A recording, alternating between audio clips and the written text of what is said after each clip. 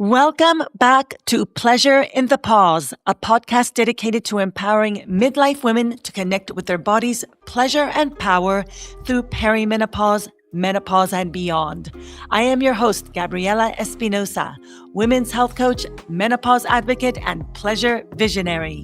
Each week, I sit down with women's health experts, thought leaders, and storytellers for bold, thought-provoking conversations that educate, inspire, and challenge the myths we've been taught about our bodies, aging, and sexuality.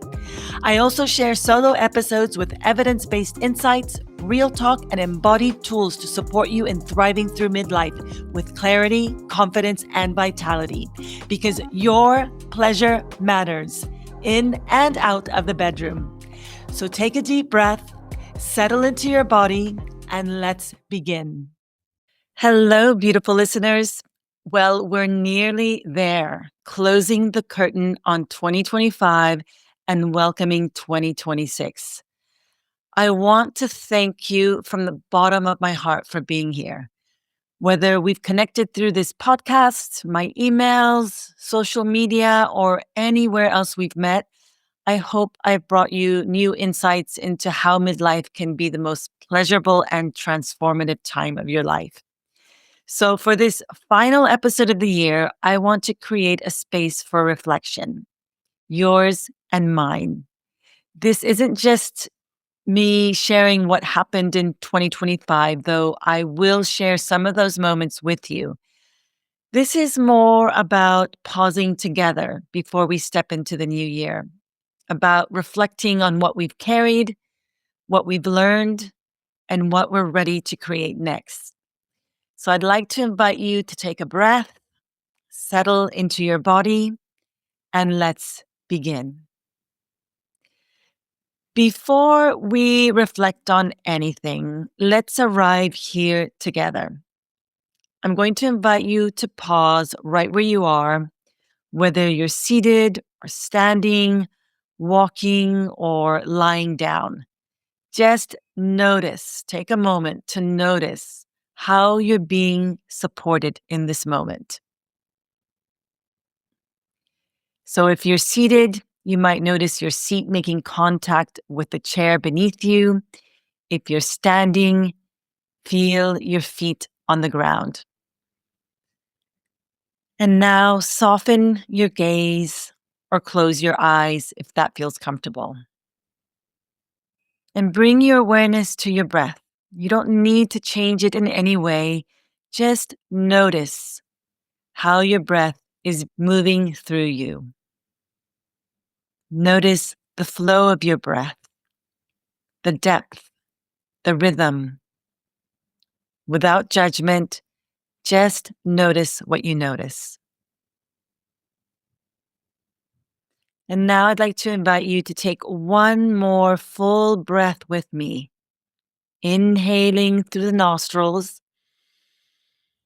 holding for a few moments, and then releasing with a long exhale or sigh.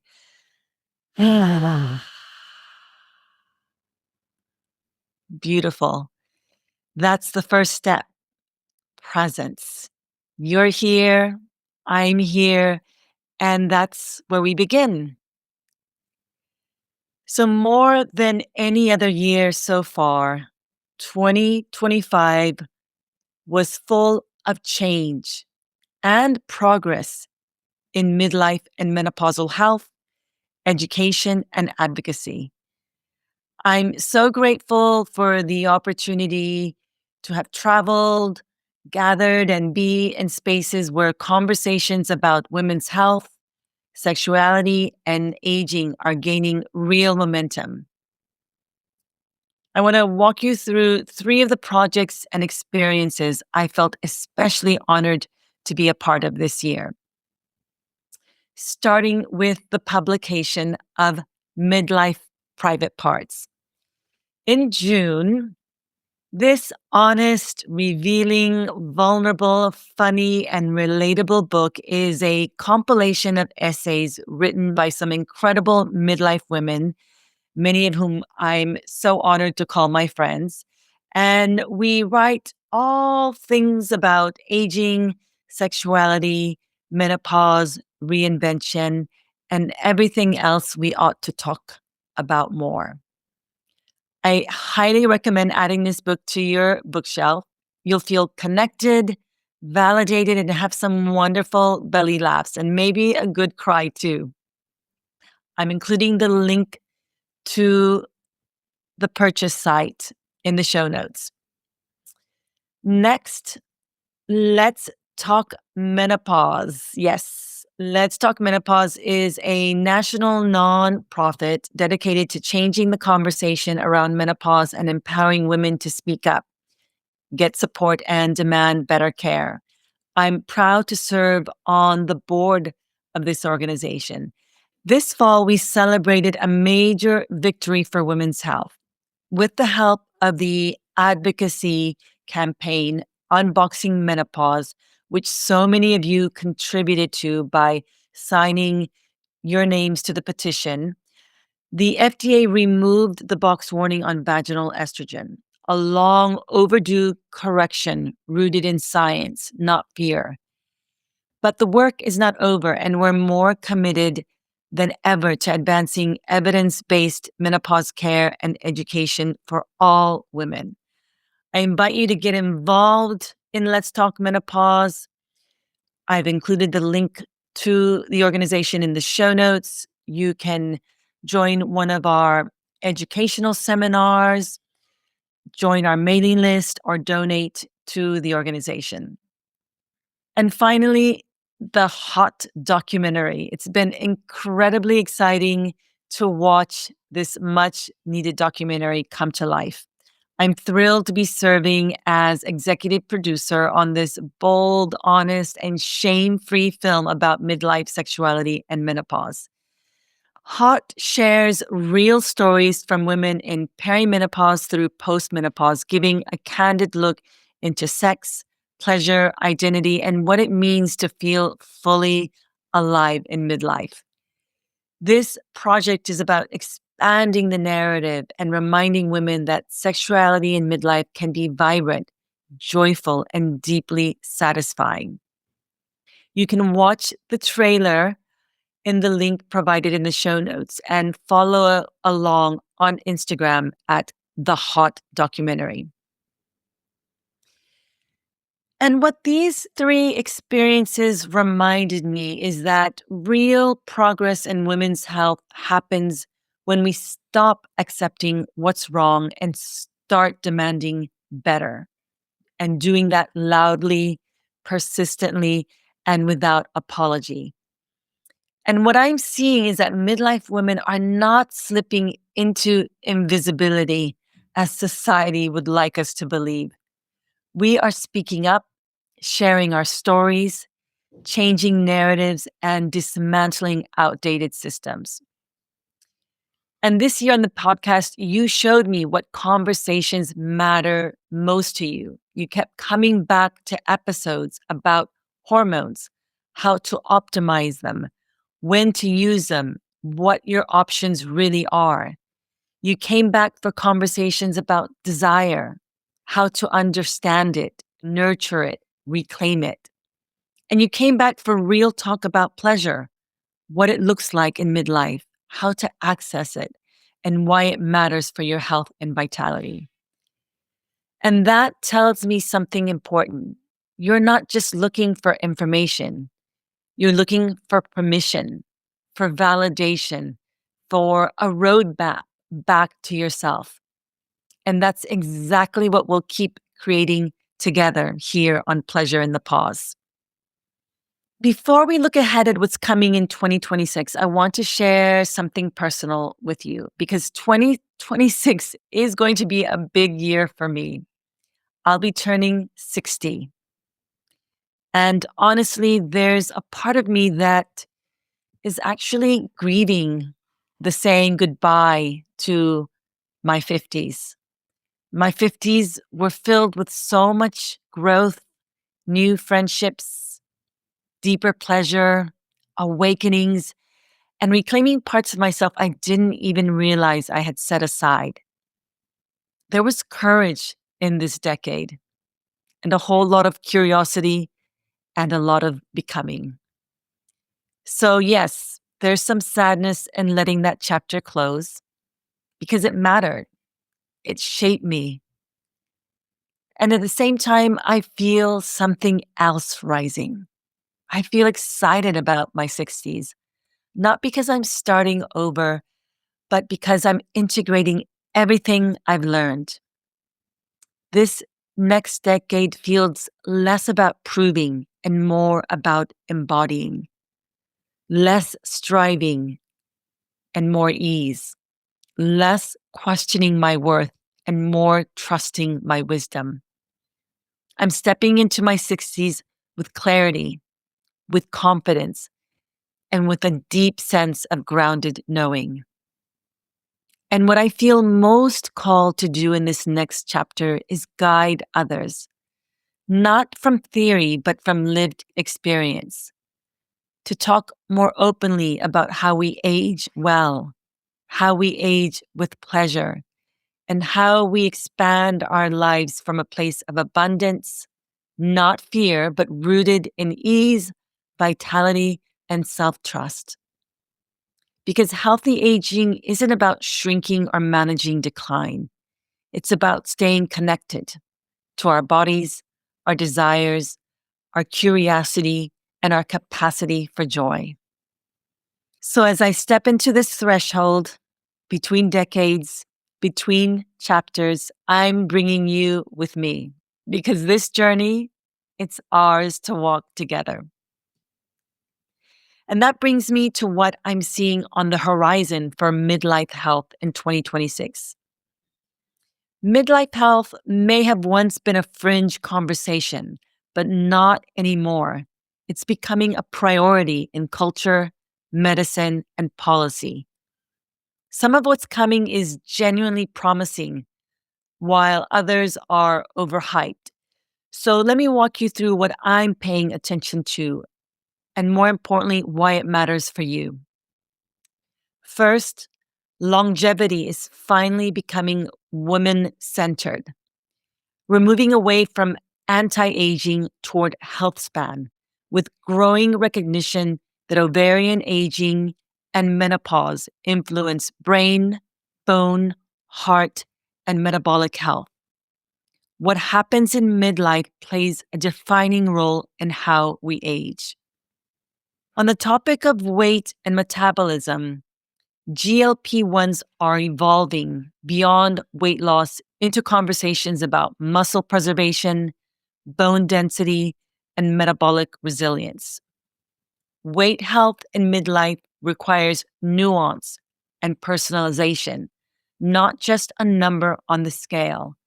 And I'll be entertaining this topic with a number of experts on pleasure in the pause. So I look forward to sharing those conversations with you.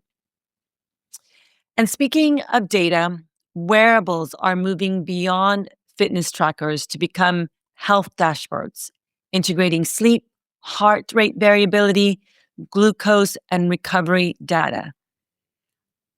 I started that journey this year by wearing a continuous glucose monitor and an Aura ring. And it has totally transformed the way I approach my health and my daily habits. So I look forward to sharing some solo episodes where I share some of my insights on these trackables and my own insights on what I've learned. These wearables will be most helpful when paired with context and self-trust, not fear or perfectionism. And that's what I'll share more of in the new year. You shared with me in a recent survey I sent out to my newsletter group that metabolic health is a priority for you, and I see it taking center stage. We know that as estrogen fluctuates and declines, metabolic shifts become more pronounced. This plays a central role in energy, cognition, cardiovascular health, and longevity after menopause. This will be a topic that I'll also be sharing more of in the new year. And here's something I'm particularly excited about. Sexual wellness is being recognized as health. a core component of vitality and longevity, closely linked to hormonal balance, nervous system regulation, and sex span, the ability to experience pleasure and intimacy across the lifespan. So you can be sure that I'll be sharing more about that in the coming episodes. Next, brain health and Alzheimer's prevention are moving earlier. Midlife is being recognized as a critical window for prevention with attention to sleep, vascular health, metabolic function, and hormones. And midlife offers a powerful opportunity for intervention. On the policy front, menopause policy is gaining momentum. More states, health systems, and employers are acknowledging menopause as a healthcare, workplace, and equity issue. This is the kind of change that ripples outward, and I look forward to being a part of that change with my involvement at Let's Talk Menopause. Next, vaginal health is entering its skincare era. More non-hormonal options are expanding, and vaginal health is increasingly framed as skincare, not something to hide or endure. This normalization brings more choice, earlier care, and less shame. I'm looking forward to collaborating with some brands that I truly support in the coming year, and you'll be hearing more about that here on the podcast. And finally, nutrition and fitness are staying front and center, but the conversation is evolving. We're expanding beyond protein and strength training to include fiber, metabolic flexibility, muscle quality, recovery, and nervous system aware movement. Midlife health is shifting from train harder to fuel smarter, recover better, and support long-term resilience. And speaking of what's coming in 2026, I have something new I'm really excited to share with you. Starting in the new year, I'm launching a signature monthly segment called Return to Her, Stories of Coming Home to Yourself. This is something that's been stirring in my heart for a while now, because while I love bringing you expert conversations about hormones, health strategies, and clinical insights, I also know that the real transformation happens in the quiet, everyday moments when we choose to come home to ourselves. So once a month, I'll be sitting down with a woman I deeply admire, not for a traditional interview, but for something more intimate, a soul excavation, if you will. And in these conversations, we'll explore how she navigates a typical day right now, what's lighting her up and what feels particularly heavy. The moments when she's felt far from herself and how she found her way back, her habits and practices that anchor her back into her body, what's bringing her pleasure right now and what she's still learning to receive, and the midlife truths she wishes more women talked about. This isn't a highlight reel or a polished success story. It's an honest, grounded conversation about what it means to keep choosing pleasure and presence in real life, in the body you're in the season you're in. And because in this season of life, connection and female friendships matter more than ever, I'm looking forward to sharing with you how other women in my life navigate this journey so that they can be the permission slip we need to honor our own path. I can't wait to introduce you to these conversations. They're going to be medicine for your soul. And there's also one more thing I want to share because, as I said earlier, 2026 is going to be a big year for me in so many ways. As I step into this next decade, I really feel called to open the conversation even wider. So in 2026, I'll be adding something new to my solo episodes. Ask Me Anything conversations. These will be episodes where I answer your real questions, honestly, thoughtfully, and without fluff.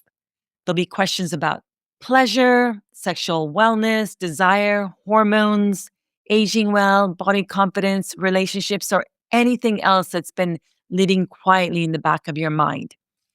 I'll lean into the expert conversations I have weekly on the podcast, my insights from coaching hundreds of women in midlife, and also my own lived experience. And what I can offer is truth. These won't be polished, performative answers. They'll be sincere, nuanced, and grounded. So if there's something you've been wondering about, something you're curious about or struggling with, I want to hear it. You can submit your questions anonymously to hello@pleasureinthepause.com.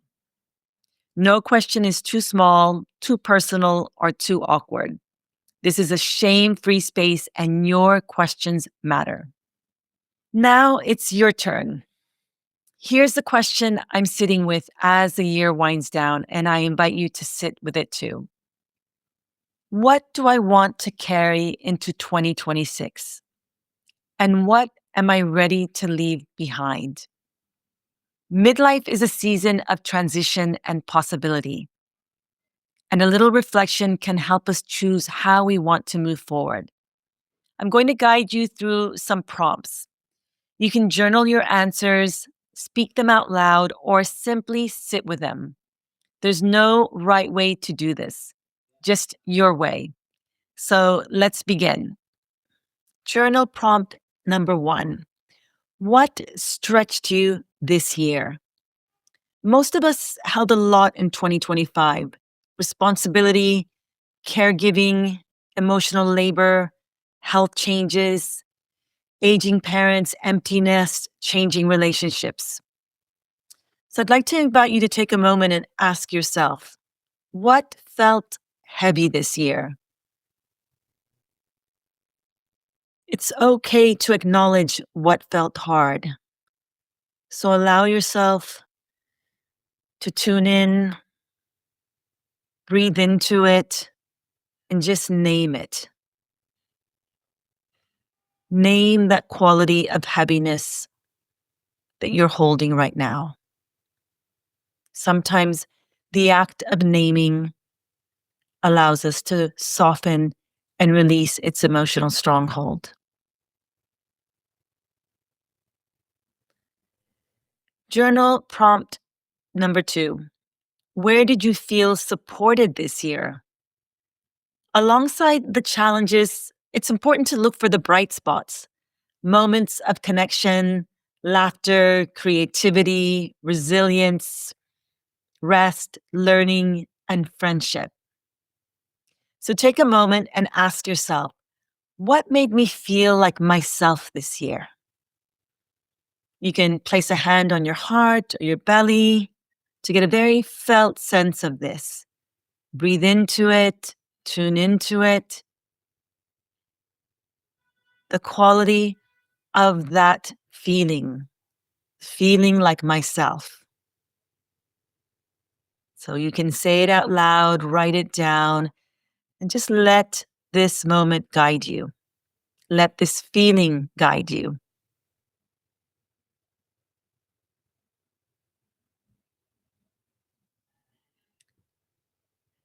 Next, journaling prompt number 3. What are you ready to release? Letting go can be an act of self-respect, and I consider it an essential act of self-care. Maybe you're ready to loosen your grip on oversaying yes, perfection, and pressure, doing everything alone, or habits that don't feel good anymore, or old beliefs about your body or self-worth. So I invite you to ask yourself, what am I ready to leave behind? Again, take a moment here to tune in, feel, and name what you're releasing. It can create an instant feeling of lightness and freedom.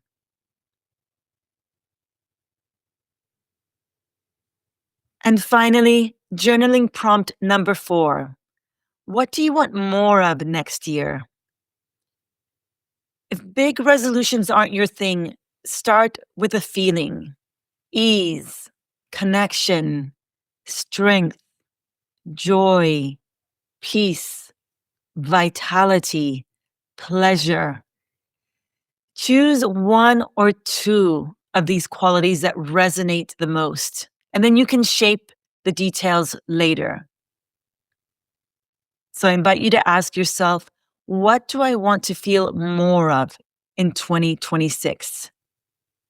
Name it, write it down, and feel into it.